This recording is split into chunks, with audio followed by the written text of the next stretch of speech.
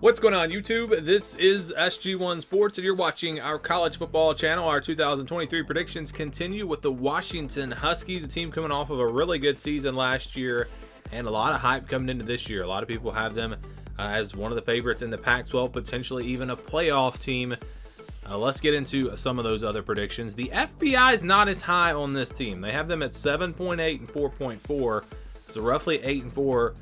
But you have to remember the FPI looks at the last 3 seasons, and Washington made a big jump last year, and so I think that's probably where that's coming from. It's hard to say for sure, but 8 and 4 would be a big disappointment. I think this team obviously has a chance to do better than that. Athlon has them at 10 and 2. The over/under is at 9.5. So even if you go by Vegas, the most likely records for this team are 9 and 3 or 10 and 2. Which I tend to agree with. I think they definitely have a better chance of going 11 and 1, or even I think they have a better chance of going 12 and 0 than they do 8 and 4. So I'm really high on this team. You look at all the weapons on offense; they should be really explosive on that side of the ball. Offensive line strong, defense I really like their front seven. Secondary looks to be solid. Maybe it's not going to be the best in the conference, but they should be pretty solid there. And just overall, this is going to be a really good team, in my opinion. I think they built off of that success from last year, and I do think that they are one of the top contenders in the Pac-12 this season. So let's get into the predictions. This is the schedule. They open up with Boise State on September the 2nd. Boise State's just not what they used to be. I don't think this game's close at all. Washington's offense is just going to be so good this year. They'll probably be in the top 10 in terms of points per game, total offense, all of that, if I had to guess. And I think they put up a lot of points here and beat Boise State easily. Then they'll play Tulsa on the 9th. I think same story there.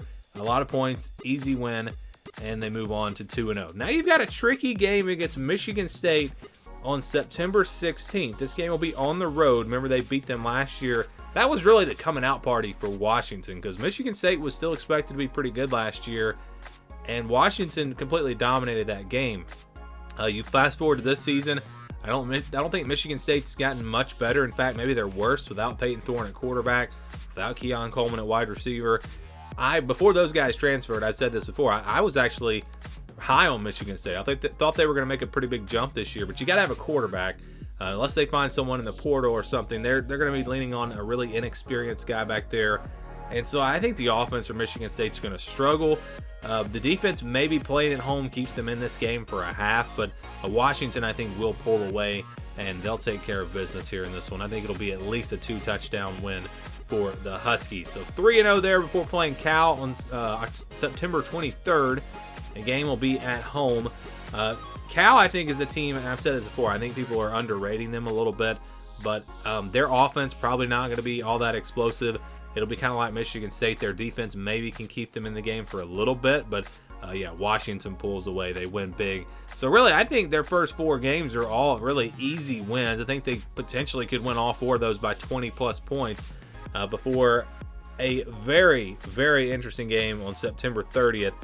The good news, and I think this is really good for the schedule for Washington, is they get a bye week after this game. Because if you had to go and play at Arizona and then play a big rivalry game against Oregon the very next week, this would have trap game written all over it. I mean, it still kind of does. Again, 4-0, everyone's patting you on the back.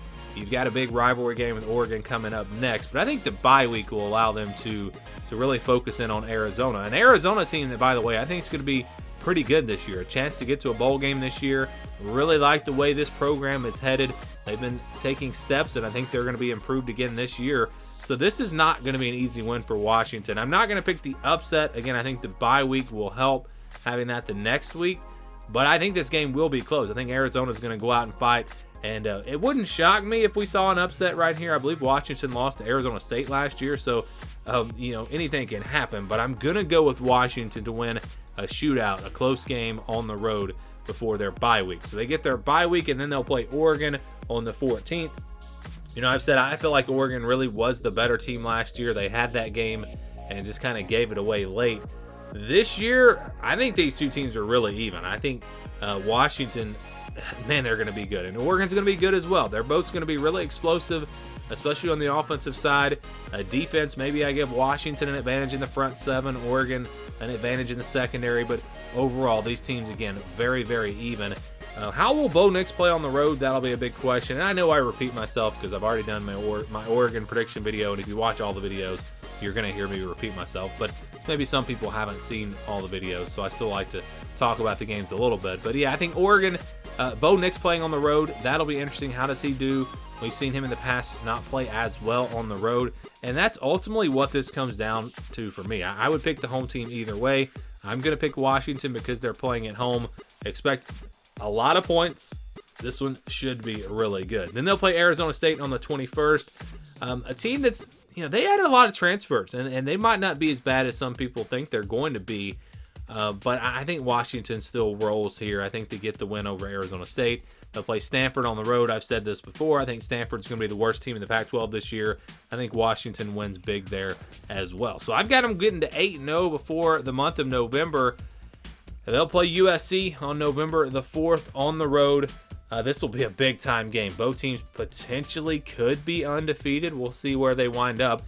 There's going to be a lot of points. This is just going to be two high-powered offenses going back and forth, back and forth. This might be the most exciting game of the season in all of college football. I don't say it's the best game, but maybe the most exciting game in terms of points and explosive plays. I'm going to take the Heisman winner, though. Caleb Williams playing at home. Very, very close. But yes, I do. I'm going to go with USC. I think they get the win. So Washington loses their first game of the season, and then they'll play Utah the next week. This will be a different story here. Utah's not going to look to score 50 points. They're going to try to slow the game down, probably a physical matchup here. It'll be close. I think this will be a good game, but I think playing at home, Washington, they'll make the plays when they need to in the fourth quarter, and they'll win. But probably a one-score game there over Utah. Then they'll play Oregon State on the 18th. Looking good at this point, 9-1. You've got two games where you're going to be favored to close out the season, and then get to the Pac-12 championship, win that. You're in the college football playoff. But here comes Oregon State, in a very tough place to play. It's not the largest stadium in the country, but it is a tough place to play. Late in the season, pressure building for Washington. An Oregon State team that's going to be good. I just think Oregon State, they slow the game down. They run the football. They play their style here, kind of like what I think Utah is going to try to do. But home field advantage for Oregon State makes a difference. I'm going to go with the Beavers to pull off the upset. So I've got Washington losing to Oregon State, dropping to 9-2, and then they'll close things out with Washington State, a team that's going to be pretty good. I mean, I think I've said this before. They might be the most average team in college football. But Washington too good, especially playing at home. They bounce back. They win. It's a rivalry. I don't think it'll be a 50-point win, but I think Washington wins fairly easily, at least 2 touchdowns, and they finish 10-2. So that's my prediction for Washington. When you look at the big picture here, I'm looking at these games. Arizona on the road, Oregon, USC on the road, Oregon State on the road. Those 4 games, and then you can maybe throw Utah in there as well. Those 5 games, that's the season for Washington. I think they probably go 3-2 in those 5 games. Which ones will they win? Which ones will they lose? Well, I'm going to say they lose to USC and Oregon State, but I could very easily see them lose to Oregon and beat Oregon State or however it falls. But I really think this team's going to be able to get back to 10-2. A good season. We'll see if that'll be enough to get them into the Pac-12 championship. Probably not the college football playoff, but still 10-2, not bad at all, and especially if that gives you a chance to win the Pac-12 championship. Your thoughts on Washington? Give me your predictions down in the comments below, and thanks for watching.